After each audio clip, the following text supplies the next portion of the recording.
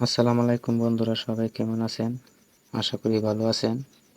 তো আমরা অনেক নতুন রায় আছি। আমরা একটি ভুল করে থাকি। ভুলটা হলো ভাই,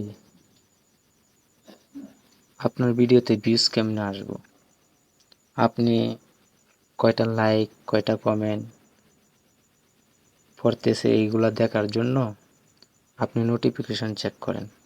নোটিফিকেশন চেক করার পর আপনার ভিডিওগুলো অটো প্লে হয়ে যায়। তো এই অটো প্লে যদি আপনার ভিডিওতে হয়, কখনই আপনি সফলতা আনতে পারবেন না। তো এই অটো প্লে কীভাবে বন্ধ করবেন চলেন আমি দেখিয়ে দিতেছি। তো আমি ফেসবুক অ্যাপসের উপরে চাপ দিলাম, দেওয়ার পর এই যে 3 লাইন এখানে চাপ দিবেন। এখানে চাপ দেওয়ার পর ওই যে সেটিংসের উপরে চাপ দিবেন। তো সেটিংয়ের উপরে চাপ দেওয়ার পর স্ক্রল করে একটু নিচে যাবেন। নিচে যাওয়ার পর এই যে মিডিয়া নামক একটা অপশন আছে দেখেন, এই যে এই অপশনটার উপর চাপ দিবেন। চাপ দেওয়ার পর এই যে এখানে দেখেন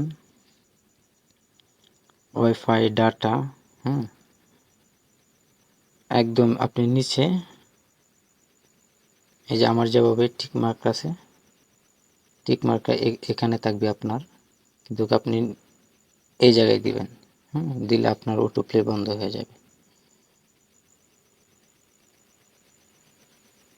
তো সবাইকে ধন্যবাদ। আপনারা এইভাবে অটো প্লে বন্ধ করতে পারেন।